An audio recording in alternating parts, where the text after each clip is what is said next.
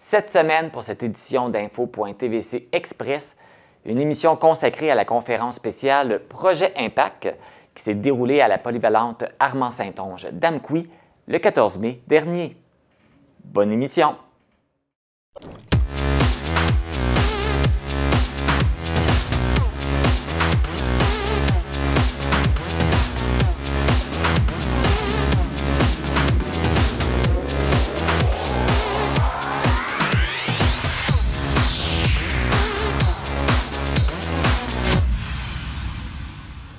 Ici Marc Baudouin, bienvenue à cette édition du mardi 28 mai 2024 d'Info.tvc Express.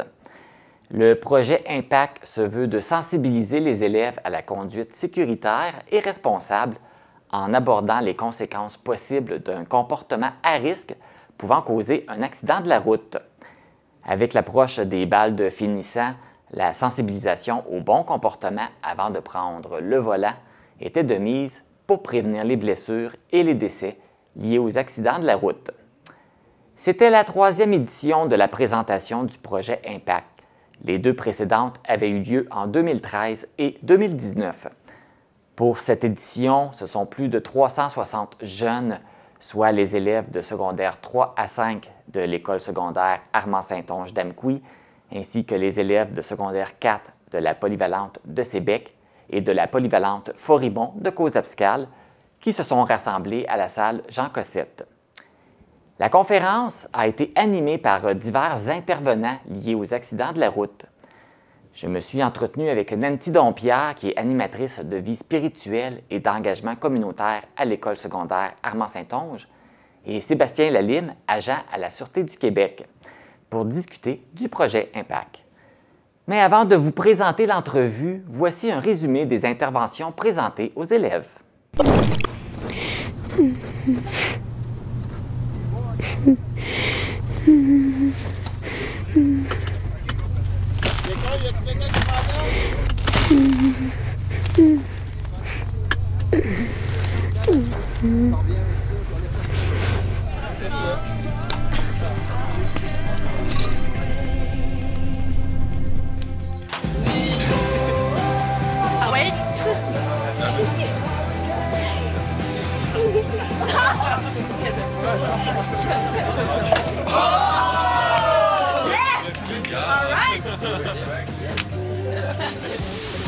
T'habites bien loin? Non, pas très loin. Je peux te lifter. Ah oui. Et t'es sûr que t'es correct? T'as bu un petit peu, là. Je saurais, là, si je t'ai pas correct. Ben ouais, si ça te dérange pas, là, il y a une autre fille à côté de moi, elle est vraiment finie, elle rentre pas chez elle toute seule, fait que je sais pas si... Non, c'est correct. OK.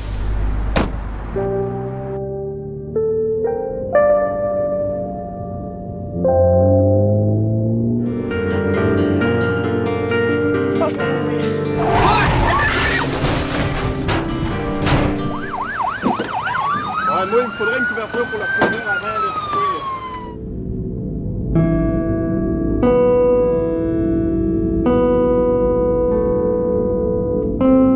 Oui, regarde devant toi. Regarde, vas-y. Redresser ton tronc. C'est ça. Côté gauche aussi. Ça va bien, Marie. Continue. Très bien, allez. Allez, faut que tu boives, là. Comment? Allez, au poil.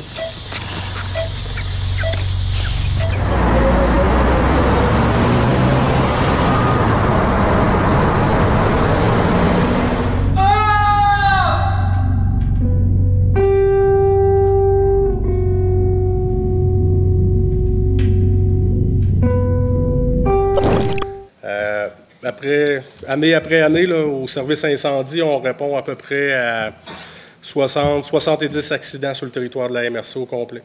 C'est quand même beaucoup. Ces accidents-là, là, près du tiers, si on dit au moins une vingtaine, on a besoin de ces outils-là pour sortir du monde du véhicule. C'est parce que ça ne sort pas. Là. Quand on dit que ça ne sort pas, c'est pas juste la porte qui est barrée, c'est parce que ça ouvre vraiment plus. C'est vraiment beaucoup déformé, on n'est pas capable de les sortir.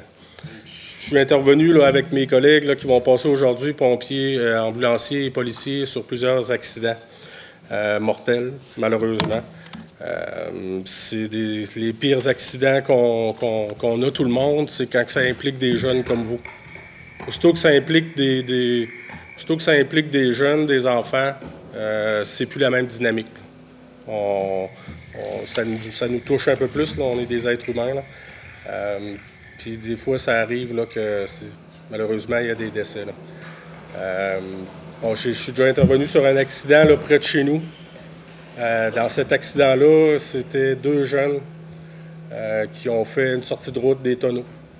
Le constat des pompiers et des ambulanciers, quand on est arrivé les 2 en même temps, c'est que les 2 jeunes étaient en arrêt cardio-respiratoire suite à l'accident. Tout le monde a fait des manœuvres, tout le monde a fait... D'habitude, j'ai une bonne voix, ça porte. Là. On a fait des manœuvres là, pour essayer de sauver ces jeunes-là, mais malheureusement, le constat, là, cette journée-là, là, ça a été 2 décès d'adolescents de votre âge là, qui s'en allaient pratiquer le sport. Là. Ça fait que c'est... Vous parlez un peu de qu'est-ce que c'est quoi l'objectif en fond à Groupe BSB dans le territoire de la vallée de la Matapédia. Bien, présentement, dans le fond, on est véhicule paramédic de soins primaires avec 4 ambulances en opération. Fait qu'on a toujours 4 trucks dans les meilleurs moments sur le territoire. Puis on a toujours un truck en réserve, des fois qu'on aurait un camion qui serait en bris. Puis on intervient à peu près entre 2200 et 2500 appels par année. Ce qui fait que ça roule. C'est un secteur qui roule beaucoup. Heureusement, c'est pas juste des accidents, ça compte vraiment tous les types d'interventions. Quand on regarde comment c'est fait au niveau du triage, dans le fond, c'est vraiment fait comme ça. Les couleurs vont juste nous permettre d'avoir une priorisation du soin. Ce qui veut dire qu'à ce moment-là, les patients qu'on va considérer rouges, c'est eux qui vont devoir partir en premier. Fait que généralement, c'est des patients qui vont présenter des blessures graves, mais ils ont quand même une chance de survie. Fait que eux, à ce moment-là, vont partir en premier. Par la suite, dans le fond, on va avoir des patients qui vont être blessés, mais dans la capacité de marcher, qu'eux vont être classés jaunes. Qu'à ce moment-là, c'est des patients qui sont un peu plus stables, qui peuvent se permettre un petit peu d'attente de l'ambulance, le transport à l'hôpital. Par la suite, on a des patients qui sont verts, que les patients, généralement, nos patients verts, c'est des gens qui sont vraiment pas si blessés que ça, qui sont capables de se lever, qui sont capables de sortir du véhicule, puis être capables à ce moment-là de se déplacer par eux-mêmes quasiment jusqu'à l'hôpital. Ça peut être une solution. Puis on termine avec vos patients qui sont classés noirs, dans le fond, qui n'ont aucune chance de sauver. Le but, pourquoi on fait un triage comme ça, c'est justement d'essayer de sauver le plus de personnes possible. Parce que quand on arrive sur les lieux et qu'on est juste une ambulance, ben, c'est quand même pas évident de déterminer tout ça. Un accident, par définition, c'est un événement imprévu. Mais si tu conduis en consommant, cet événement-là n'est pas un accident, c'est une tragédie. Ça aurait pu être évité. Que tu brises ton auto, ta moto, je m'en fous. Mais que tu te détruis toi, ta vie, que tu blesses ton ami, que tu tues ta blonde, ton chum, le voisin, personne ne veut être ta victime. Puis tu veux surtout pas être la cause d'une vie scrap en raison d'un verre ou d'un joint.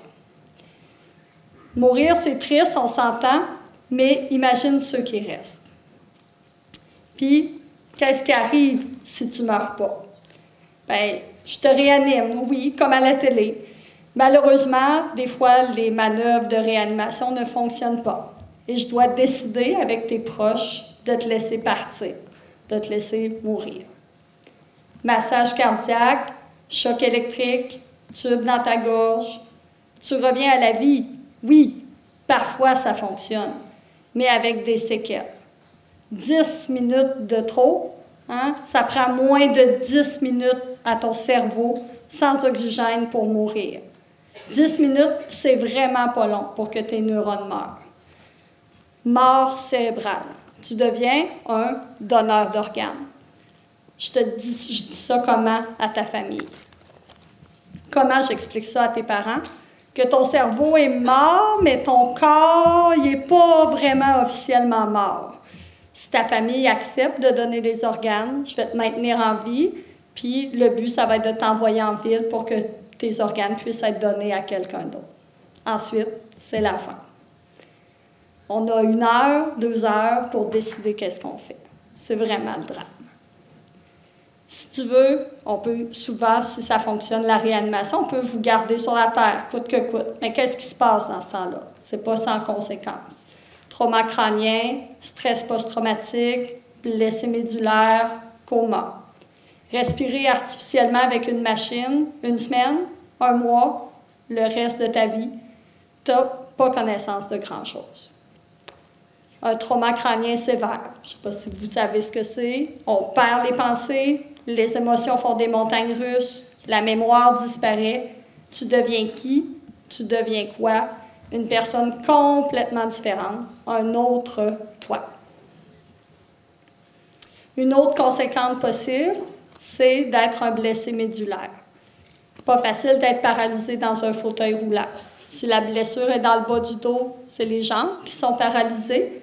Si la blessure est au niveau du cou, c'est les 4 membres qui ne veulent pas répondre. Là, ton cerveau n'est pas mort, mais c'est le reste du corps qui ne répond pas. Tout ça pour un party arrosé, ça ne vaut clairement pas la peine. Gérer la douleur devient le centre de ta vie. Tu dois porter une sonde parce que ta vessie ne fonctionne plus puis tes intestins sont au chômage. Tu as besoin de quelqu'un pour te gratter, pour manger. Oui, la vie continue dans ce temps-là, mais elle n'est plus jamais pareille. Ta santé mentale là-dedans. Le stress post-traumatique, ça hante l'esprit. Ça ne paraît pas physiquement, hein, on ne voit rien, mais on vit des cauchemars, des sursauts, de l'insomnie, tu déprimes, tu n'as plus le goût de rien faire. Tu revis au quotidien l'accident, comme les soldats au retour de la guerre. En plus, si tu as oublié des petits bouts parce que tu avais consommé, ben, tu vis des flashbacks. C'est comme un casse-tête rempli de trous, puis ben, tu as perdu des morceaux. Fait que des morceaux de temps que personne ne peut classer à ta place. Imagine. Bien sûr, heureusement, il y a des gens qui s'en sortent avec plus de peur que de mal. Mais j'en vois aussi pour qui c'est l'enfer sur la terre après ça. À travers tout ça, on a aussi à penser, est-ce qu'il peut y avoir des poursuites qui vont se faire suite à ce qui vient de se passer? Est-ce qu'il y a quelqu'un qui pourrait être responsable au niveau criminel, malheureusement, de l'accident? Est-ce qu'il pourrait avoir de l'alcool impliqué? Est-ce qu'il pourrait avoir une conduite dangereuse? Est-ce qu'il pourrait avoir de la vitesse impliquée? Alors, en plus de sauver des vies ou d'aider les gens à faire leur travail, bien, déjà, nous, on tombe en mode enquête. Okay? Alors, c'est là qu'une fois que les victimes, comme Maxime Lamblancier nous a parlé, vont être stabilisées et où on va avoir quitté pour l'hôpital, nous, ça se peut là, que vous voyez des scènes de crime. Okay? Comme qu'on voit à la télé, comme lors d'un meurtre, ben nous, une scène d'accident où il pourrait y avoir des poursuites criminelles, on va considérer ça comme une scène de crime. L'enquête peut être faite par un patrouilleur, le premier arrivé sur les lieux. Des fois, ça peut être par l'alcool. Une personne peut être arrêtée sur place, qu'elle soit blessée ou en pleine santé si elle n'a pas été blessée. Un policier sur place, imaginez, là, on est dans une scène comme tantôt, et nous, il faut qu'on pense quand même avoir à arrêter quelqu'un. Si la personne est en état d'arrestation, on va le suivre en blanche jusqu'à l'hôpital et on va faire des démarches avec lui, toujours en s'assurant que sa vie, là, en premier, est sauvée, si jamais lui est blessé. Finalement, j'ai amené un petit ourson Polix. C'est un petit ourson qu'on a au poste. On en a quelques-uns, on en a plusieurs. Mes collègues pourraient vous le confirmer. Dans les dernières années, ils prenaient la poussière, ces oursons-là. Dans le sens qu'on n'en donnait pas beaucoup. Il faut les donner dans des cas assez précis où il y a des enfants impliqués qui pourraient avoir perdu un accrocheur, qui ont de la peine, qui, des fois, ont vécu quelque chose de difficile, où la police est impliquée. Et on n'en donnait pas. Ils restaient au poste, puis ils changeaient de modèle, puis on avait ça. Je vous dirais que malheureusement, dans les dernières années, la dernière fois qu'on a fait ça ici, c'est en 2019. Et moi, je pouvais dire, je n'avais pas vraiment d'expérience personnelle avec des jeunes, des enfants, ou des trucs comme ça. Je pouvais dire, à date, en 13 ans de carrière, j'ai jamais eu d'accident d'adolescent, je suis content, j'espère ne jamais en avoir. Depuis 2019, par contre, des petits oursons comme ça, on en a donné beaucoup trop. Okay? Faites, s'il vous plaît, qu'on ne donne plus de petits oursons comme ça à des frères et des sœurs qui ont perdu des êtres proches et qui continuent à prendre la poussière au poste. Merci. C'est sûr que tout ce qui est accident d'auto, c'est une des causes principales de décès chez les jeunes de votre âge. Et sinon, je le sais, je me suis fait taper sur les doigts quand j'avais votre âge, ça fait très ringard de dire ça, je le sais, mais vous l'avez, 8%, les jeunes, vous avez 8% des permis de conduire, mais vous êtes impliqués dans 19% des accidents. Mais, ça va mieux, votre génération. Puis je vous encourage à continuer vos bons comportements. Parce que si on s'était parlé il y a une dizaine d'années, vous auriez eu 10% des permis de conduire, mais vous auriez été impliqué dans 25% des accidents. Je dirais que c'était pire dans mon temps encore. Là. Fait que ça va bien. Continuez vos bonnes habitudes. Vous avez l'habitude d'avoir toujours un conducteur désigné. Parfait, on a remarqué ça, c'est omniprésent. Je vous lance vraiment un défi supplémentaire. Assurez-vous que tout le monde est attaché dans votre véhicule quand vous êtes un conducteur désigné. Rappelez-vous que vous êtes soumis au zéro alcool. Donc, qu'est-ce qui va vous arriver dans ce temps-là? Premièrement, si justement la police vous intercepte. Donc, vous avez une suspension de permis, 90 jours, en partant. Mais après ça, vous allez avoir aussi 300-600 $ d'amende et vous allez recevoir 4 points d'inaptitude. 4 points d'inaptitude, ben, ça fait une suspension supplémentaire de votre permis de 90 jours parce que vous avez atteint votre sommet de points d'inaptitude, votre limite. Par la suite, vous allez être obligé de refaire un examen pour obtenir votre permis. Et en plus, vous allez avoir des possibles accusations criminelles selon votre cas. La prochaine invitée, ils vont vous en parler. Mais 2 fois 90 jours, là, ça fait une demi-année, c'est 180 jours. Donc, c'est une demi-année sans permis de conduire où vous n'aurez plus la mobilité que vous avez eue. Donc, vous allez demander des lifts à tout le monde ou vous pourrez dire de façon gênée à vos pères, PAIRS, ben non, je ne peux pas conduire, j'ai perdu mon permis. Parmi les conducteurs, là, dans vos âges, 16-19 ans, qui sont décédés sur les routes au Québec, d'après vous, la proportion de ceux qui avaient du cannabis dans le sang, est-ce que c'est A, 25%? Vous pouvez lever la main si vous êtes d'accord avec cette opération-là. B, 50%. C, 75%. D, 100%. Il y a peut-être beaucoup à 100%. Ben, c'est 50%. Fait que je veux dire, c'est seulement pour vous illustrer que souvent le cannabis, on va entendre des mythes à propos de ça, les gens qui disent « je conduis mieux, je suis plus concentré ». Peut-être qu'on va être plus concentré sur les lignes au milieu de la rue, mais on oublie de regarder un peu ce qu'il y a autour. Là. Donc c'est vraiment un enjeu. Je vous dirais, tantôt je parlais un peu des disparités générationnelles. Là. Cannabis, attention. C'est vraiment, on a une problématique là. 50%, je répète, des jeunes qui sont décédés dans vos âges avaient du cannabis dans le sang. Donc souvent l'alcool aussi est impliqué avec le cannabis, mais le cannabis est tout le temps présent. Et si vous entendez quelqu'un dire « je ne vais pas loin », ben, la plupart des accidents ont lieu, plus de 45% des accidents ont lieu à moins de 5 km de la maison. Donc c'est pas un argument, ça ne marche pas. On consomme, on conduit tout. Mais là, on va aller vraiment dans le criminel. Donc, conduite, faculté affaiblie, alcool ou drogue. Donc, vous l'avez là, suspension immédiate du permis de conduire pour 90 jours. Après ça, une fois que la personne est déclarée coupable, donc là, il y a une amende de 1000 $ qui va s'appliquer. Là, c'est le minimum. Vous allez voir tantôt, je vous dis, pour sauver de l'argent, faites pas ça, ça coûte cher. Donc ensuite, interdiction de conduire pendant 1 an. Vous allez avoir un casier judiciaire. Donc là, un casier judiciaire, certains emplois, ça ne sera pas évident, certains voyages, ça va être difficile aussi. Et ultimement, ça se fait que vous ayez un antidémarreur éthylométrique, ou une ballonne, en bon français, dans votre véhicule. Mais en cas de récidive, ça c'est à vie, là, je vous le dis, il y a des coûts d'installation qui ont lieu à ce moment-là. Fait que si jamais, faculté affaiblie, là, au minimum, ça va coûter 1800 $. Votre joint, votre bière de trop, vous avez pris, ben, comme j'ai dit, une amende de 1000 $ en partant, amende criminelle. Par la suite, vous allez avoir une évaluation dans les services de santé, donc pour voir vos chances de récidive, à quel point vous êtes dépendant. Donc ça, c'est 350, les évaluations psychologiques. Donc le programme Alcofrein qui va avoir lieu par la suite. Et finalement, ben, vous avez des frais à la SAC pour obtenir votre permis de conduire. Donc ça, c'est 1800, mais ça, c'est le minimum garanti. Le reste, ça va dépendre du dossier. Je ne peux pas vous donner de chiffres arbitraires. Ça dépend vraiment des jeunes. Mais on va faire une approximation.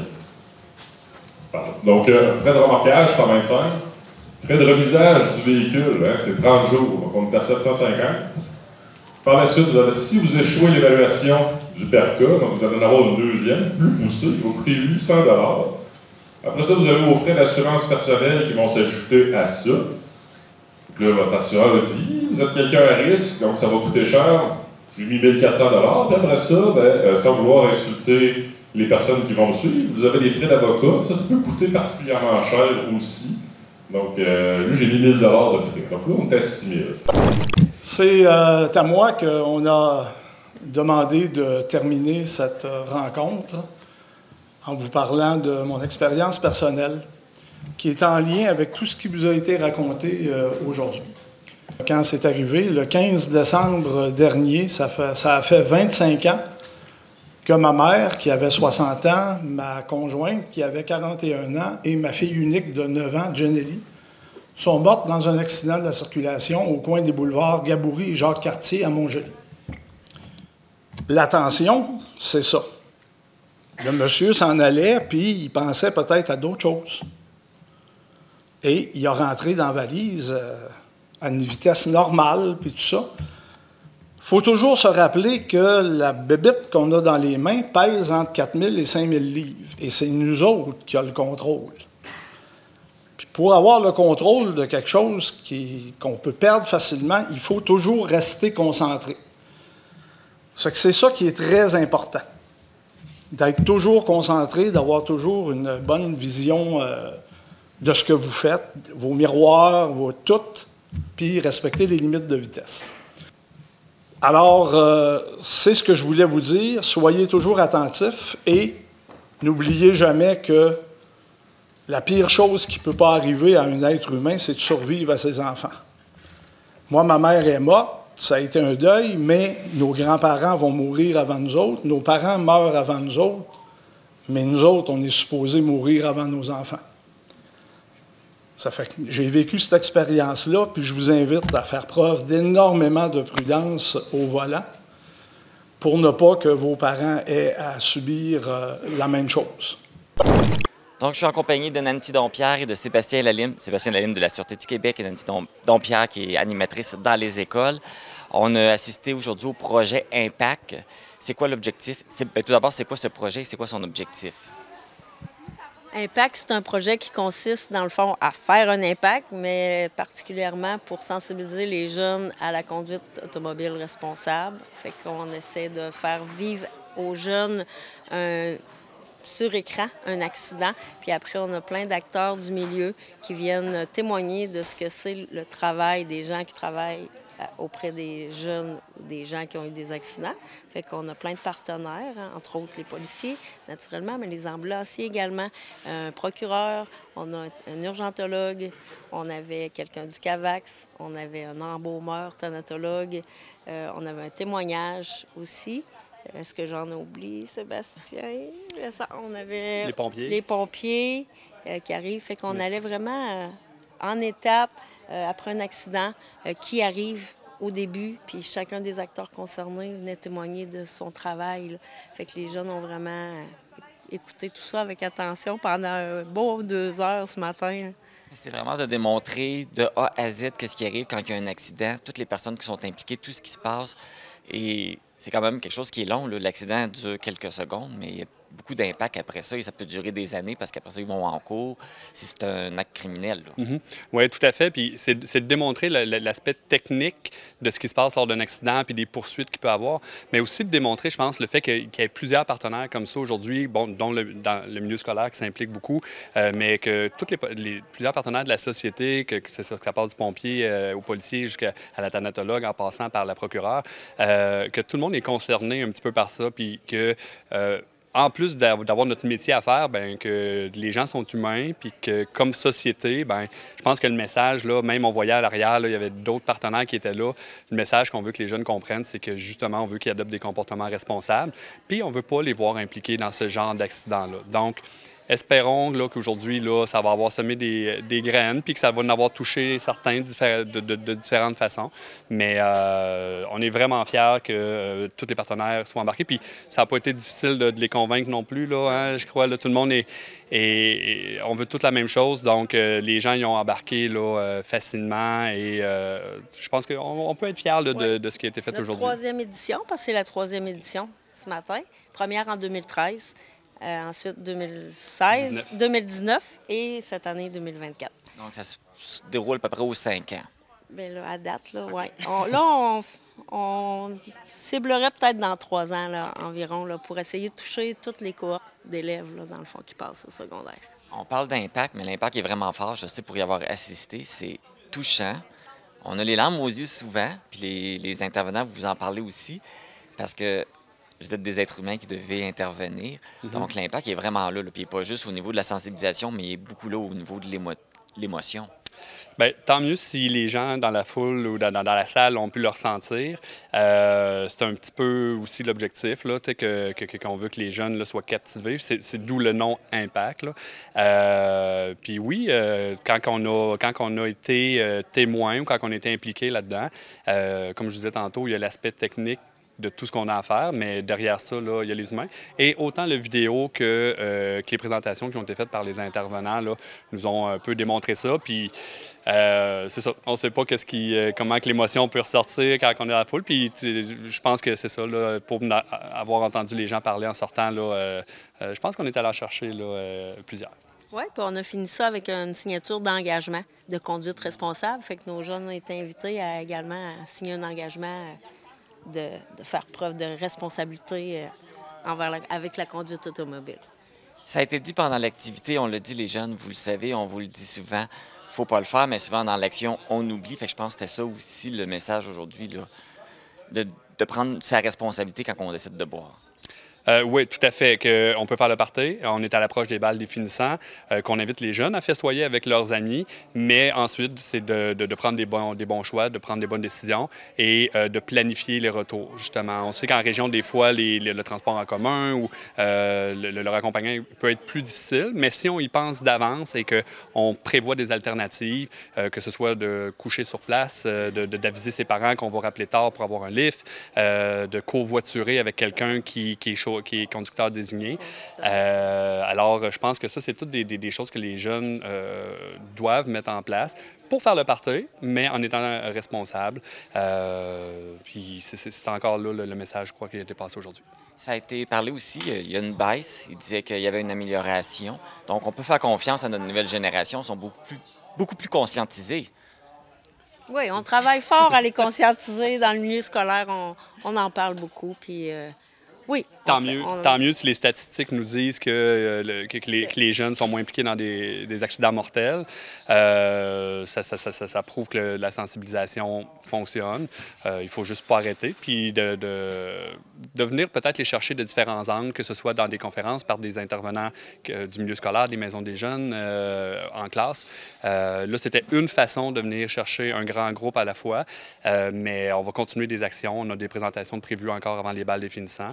Donc, c'est ça. Si tout le monde en parle puis que la société là, met son petit grain de sel là-dedans, bien, je pense qu'on va sauver des vies. Oui, parce que c'est une affaire de tous. Là, vous autres, vous êtes des spécialistes, vous en parlez, mais le rôle des parents embarque là-dedans aussi. Les amis, les gens dans l'entourage ont un rôle à jouer. Oui, tout à fait. On invite tout le monde à prendre ça au sérieux, hein, parce que c'est leur vie qui en dépend, puis on était là parce que leur vie nous tient à cœur. Bien, le message est lancé. Merci. On espère que les gens vont continuer à le répandre et à continuer. Nancy Dompierre, Sébastien Lalime, merci beaucoup. Merci à vous. Ça nous a fait plaisir, merci. Pour nous joindre, composez le 418-629-4503 ou écrivez-nous à journaliste@tvcmatapedia.com. Restez à l'affût de toutes nos activités en nous suivant sur Facebook. Vous pouvez également regarder nos émissions en vous abonnant à notre chaîne YouTube. C'est ce qui termine cette édition du 28 mai d'Info.tvc Express. Merci d'avoir été à l'écoute et n'hésitez pas à revisionner cette émission avec vos jeunes et d'avoir des discussions sur les comportements responsables à adopter avant de prendre le volant. On ne le dira jamais assez, il peut s'agir d'une question de vie ou de mort. Les vêtements que je porte sont une gracieuseté de la boutique Passion Mode située à Causa-Piscale. Pour ma part, je vous retrouve vendredi pour l'édition hebdomadaire d'Info.tvc. Bonne semaine et soyez prudents si vous prenez la route.